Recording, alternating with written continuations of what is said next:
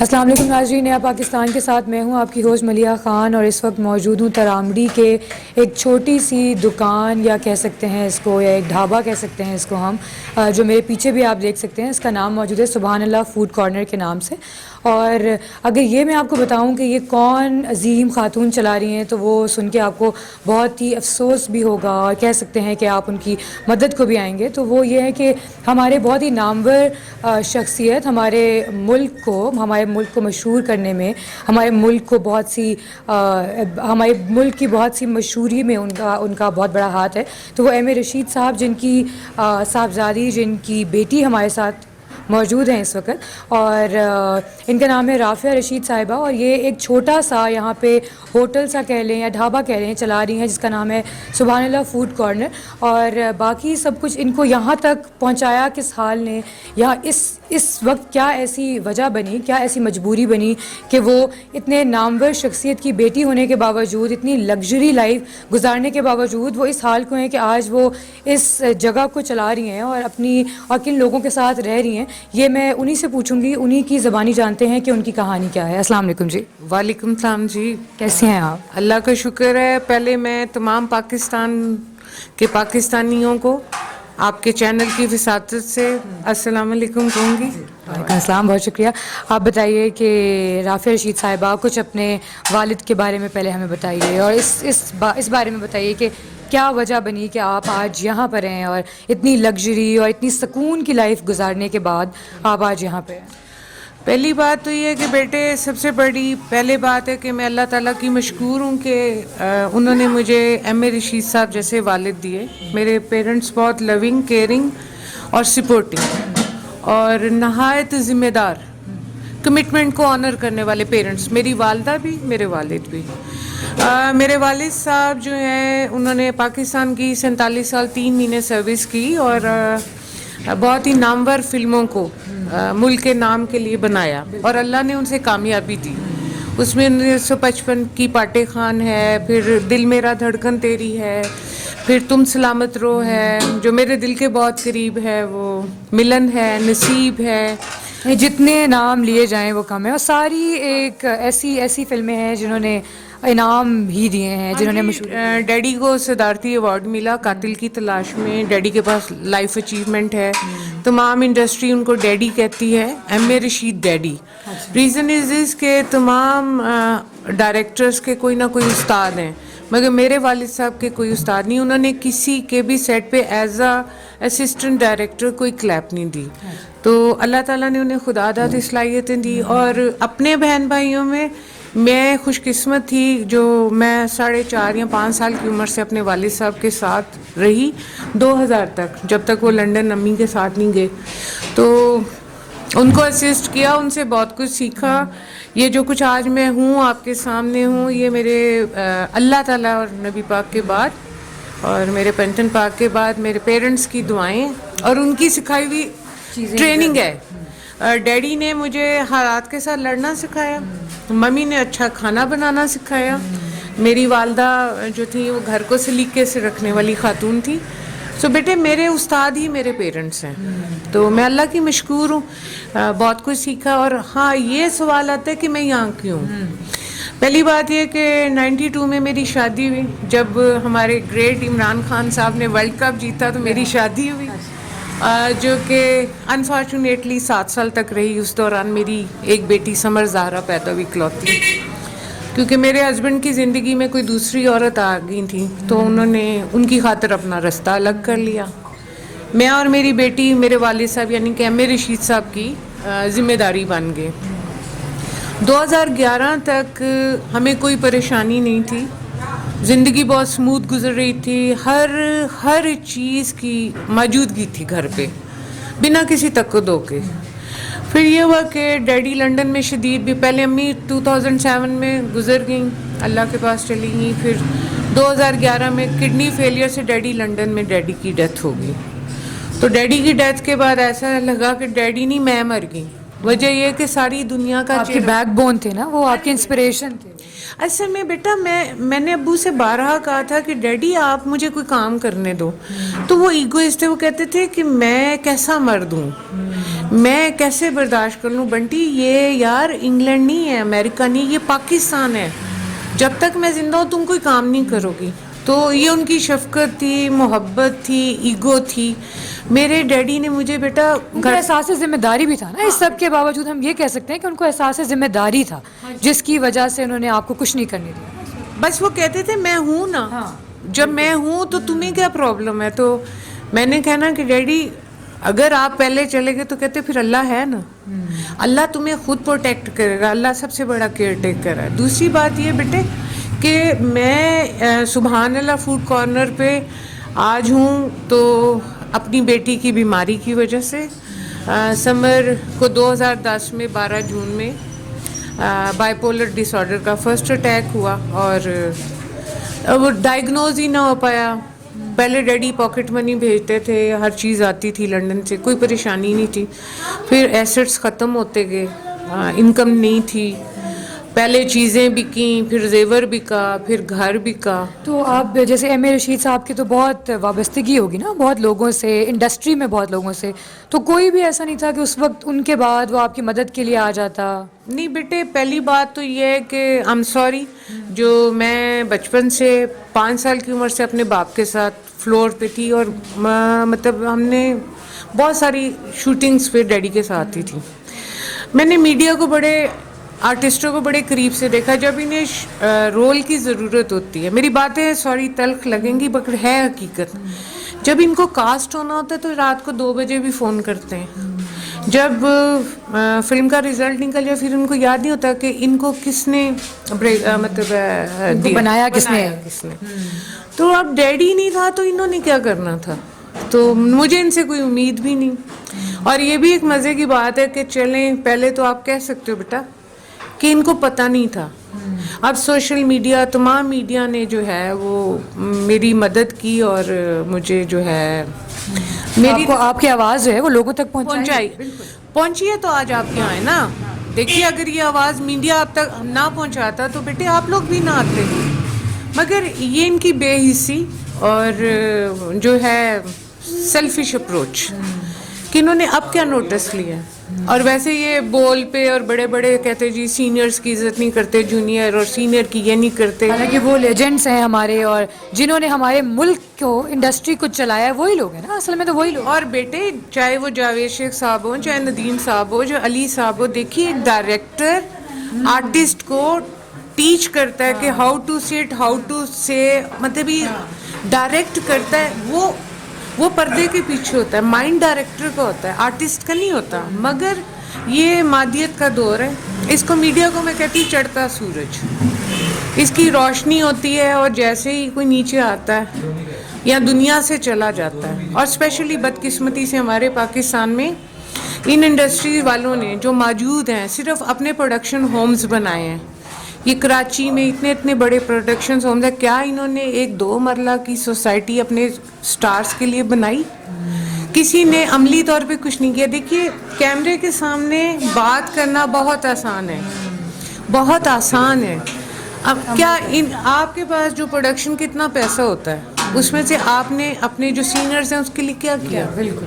وہ مہندی حسن کو انڈیا نے چیک دیے, ریشمہ کی بری حالت, لہری کی بری حالت, علی اعجاز کی بری حالت, دے آل آر مائی فیملی. ان سب جو اس وقت کے سینئر ہیں انہوں نے اپنے سینئرز کے ساتھ کیا کیا. سو مجھے ان سے نہ کوئی امید ہے نہ مجھے. آپ کس سے امید لگانا چاہتی ہیں, آپ کس سے امید کرتی ہیں کہ کوئی ہوگا جو مدد کرے گا؟ اب مجھے یہ بتائیے, جیسے آپ کہہ رہی ہیں کہ اللہ سے ہی ایک امید ہے, باقی ان انڈسٹری کے لوگوں سے کسی سے کوئی امید نہیں ہے, تو آپ کیا کہتی ہیں کہ اللہ کے بعد جیسے اللہ وسیلے بناتا ہے تو کون ہے جو آپ کو لگتا ہے کہ جو آپ کی مدد کرے گا, جو آپ کی اس امید پہ پورا اترے گا؟ دیکھیے اس امید پہ ایک فرد واحد ہے جو میرے ہیرو بھی ہیں, جنہیں میں اپنا باپ بھائی سمجھتی ہوں کیونکہ وہ پٹھان ہیں. میری والدہ بھی پٹھان ہے اور میں کشمیری بھی ہوں, میرے والد کشمیری ہیں. وہ ہیں عمران خان صاحب. خان صاحب تبدیلی لے کر آئے, خان صاحب نے ہمیں امیدیں دیں, خان صاحب نے ہمیں ہمارا ویژن کو بڑھایا, اور انہوں نے کہا کہ میں یہ کرپٹ کلچر کو چینج کروں گا, میں انصاف دلاؤں گا, میں ٹریٹمنٹ دوں گا. سو ہاں میری امید عمران خان صاحب پرائم منسٹر آف پاکستان سے ہے. مگر میڈیا میں اتنی کوریج ہوئی, مجھے معذرت کے ساتھ یہ کہنا پڑتا ہے کہ ابھی تک خان صاحب بہت مصروف ہیں. مجھے پتہ ہے خان صاحب آپ کے بہت مسائل ہیں اور آپ اندرون بیرون ملک کئی مسائل میں گھرے ہوئے ہیں اور پاکستان کو اس کرائسس سے نکالنا چاہتے ہیں. مگر خان صاحب ریاست جو ہوتا ہے ماں باپ ہوتے ہیں, آپ ہی کہتے ہو, اور جو رعایا ہوتی ہے وہ اولاد ہوتی ہے. خان صاحب میں عمر کے لحاظ سے آپ کی چھوٹی بہن کے برابر ہوں, اور انفیکٹ مجھے اپنی ذات کے لیے ہی نہیں, اپنی بیٹی سمر کے لیے نہیں, مجھے نفسیاتی مریضوں کے لیے مدد کی اشد ضرورت ہے. خان صاحب یہ پیغام خدا کرے کہ آپ تک پہنچ جائے. مجھے آپ سے عرض کرنی ہے کیونکہ آپ مصروف ہیں. میں یہ نہیں کہہ رہی کہ آپ مزے سے بیٹھے ہیں, مجھے پتہ ہے آپ کہاں ایک بہت ساری جگہ پہ ہمارا ملک کے ساتھ, اب انڈیا, کشمیر, جو سیاسی جماعتوں کے جھگڑے ہیں, میں ٹی وی دیکھتی ہوں, سنتی ہوں. تو خان صاحب مسئلہ صرف یہ ہے کہ آپ سے بہت امید ہے اور بشرا بھابھی سے بھی بہت امید ہے کیونکہ وہ خواتین کے لیے کام کرنا چاہتی ہیں. دیکھیے میں چاہتی ہوں کہ جیسے عیدی سینٹر ہر شہر میں ہے, خان صاحب یہاں پہ ہر شہر میں ایک مرکز ہونا چاہیے.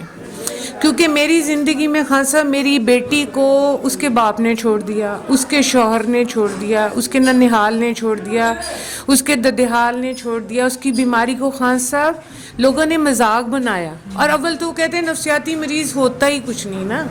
اب جب اس کو دورے پڑتے ہیں, جب وہ غیر حالت میں آتی ہے, کپڑے پھٹ جاتے ہیں, چیخو پکار ہوتی ہے, خان صاحب یہ جو ریسکیو والے ہیں نا یہ بھی نہیں ہمیں لے کے جاتے ہیں. اوبر کریم والے اس لیے نہیں بٹھاتے خان صاحب کہ شیشہ توڑ دیں گے, ہمیں مارے پیٹیں گے. اب خان صاحب مجھے یہ بتائیے کہ سر یہ مریض جس کو اٹیک رات کو ہوتا ہے, صبح ہوتا ہے, یہ ہسپتال کیسے پہنچے گا؟ دواؤں سے تو نہیں پہنچ سکتا. تو آپ نے جو صحت کارڈ بنایا اس میں بھی کوئی وہ نہیں ہے.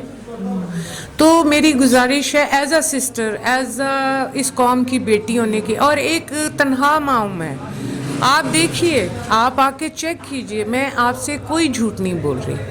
مجھے سمر زہرا جو 26 سال کی اور ایک 8 سال کے بیٹے کی ماں ہے, اور ہم کرائے کے گھر اور کرائے کی دکان میں بیٹھے ہوئے چنے بیچ رہے ہیں, جبکہ میرے باپ نے 47 سال 3 مہینے اس ملک کی سروس کی ہے.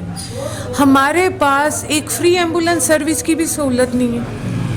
میری آپ سے گزارش ہے, ہم آپ کے ساتھ آخری سانس تک لڑنے کو تیار ہیں. آپ بھی ہمارے ساتھ, آپ ہمارا ساتھ دیجئے. آپ کہیں گے کشمیر کے بارڈر پہ لڑیں گے, آپ کہیں گے پنجاب میں لڑیں گے, مگر خان صاحب جن کی بیٹیاں نفسیاتی مریض ہیں خان صاحب ان کی عزتیں خطرے میں ہیں, ان کے بیان کو ہی نہیں کوئی مانتا, نہ کوئی ساتھ لے جاتا ہے. میں چاہتی ہوں کہ عیدی سینٹر کی طرح ہر شہر میں ایک مرکز ہو, وہ کنالوں پہ محیط نہ ہو, کنالوں پہ محیط نہ. یہ سوشل ویلفیئر والے نہیں پیسے دیتے خان صاحب, زکوٰۃ والے اپنے رشتہ داروں کو پیسے دیتے ہیں. جو سی ایم صاحب ہیں ان کے پاس وقت ہی نہیں ہے. میرے ساتھ یہ واقعہ ہوا ہے, عثمان بزدار صاحب کے دفتر سے فون آیا, ذوالفقار صابر صاحب ہیں, ان کو کاغذات بھیجے گئے, جیو والوں نے نیوز چلائی, مگر کوئی جواب نہیں ہے. خان صاحب میرا زکوٰۃ کا کارڈ نہیں بنا, خان صاحب میرا سوشل ویلفیئر کا کارڈ نہیں بنا, خان صاحب ہمیں کوئی جو ہے وہ ایمبولینس سروس نہیں ہے.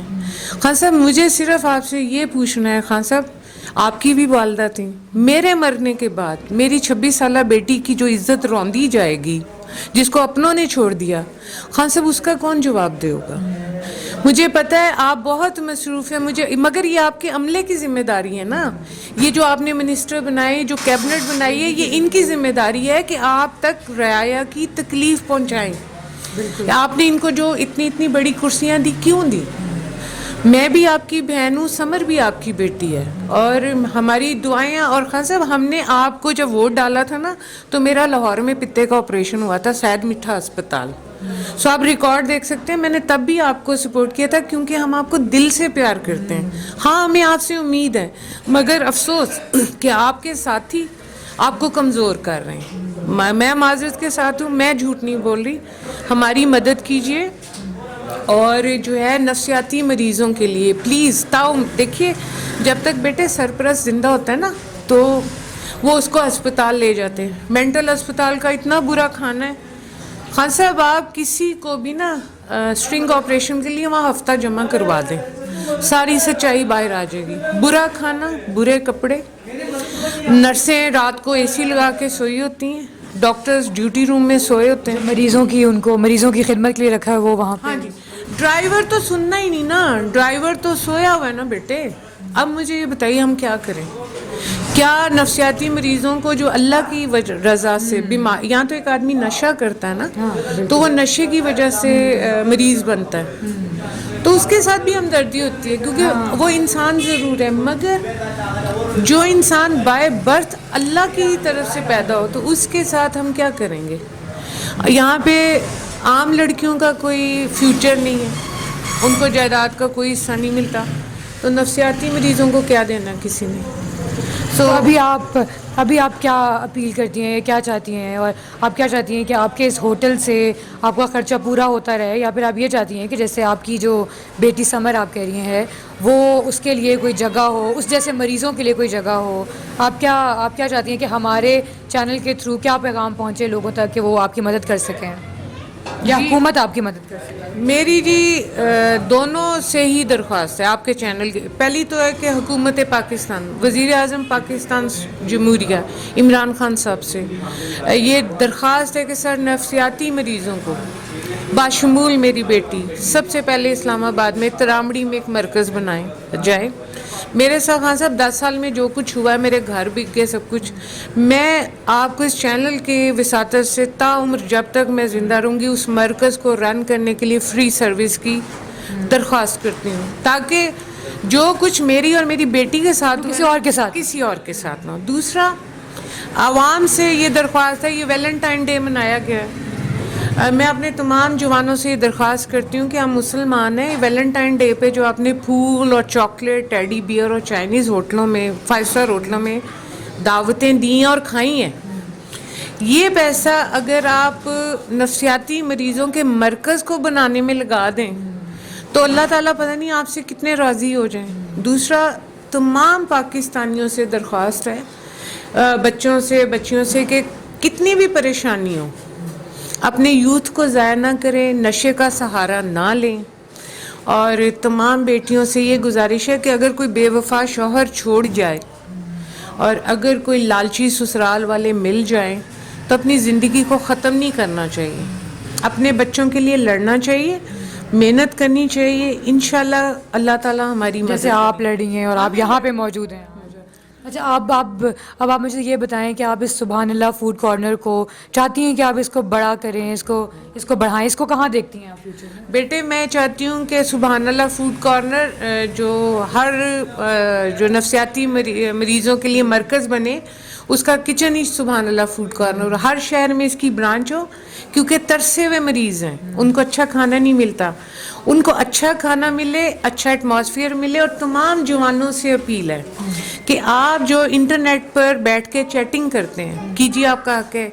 नफसियाती मरीज़ों को तन्हाई होती है बेटे, डिप्रेशन होता है, अल्लाह की रज़ा के लिए, अपनी आक़िबत के लिए 1 घंटा ऐसे मरकज़ों में जाएं जो बनेंगे, इंशाल्लाह हम बनाएंगे और आपकी विसातत से बनेगा, आप सबकी मदद से बनेगा।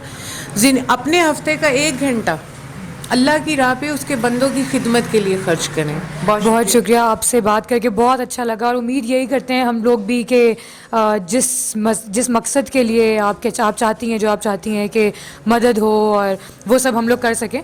तो नाज़रीन, आपने देखा कि इस वक्त हम लोग एम ए रशीद साहब की बेटी के साथ मौजूद थे, जिनका नाम है राफ़िया रशीद और जिनको प्यार से बंटी भी कहते हैं। तो हम चाहते हैं कि सब लोग हमारी प्यारी सी खातून है हमारे साथ, इनकी मदद करें और जो इनके ख्वाब हैं वो उनको पूरा करने में उनकी मदद करें, इनका हाथ थामें और इनके साथ सब कुछ अच्छा किया जाए, इनके साथ, और इनकी जो अपील है उनको सब कुछ पूरा किया जाए। अपनी मेज़बान को इजाज़त दीजिएगा। अल्लाह हाफ़िज़।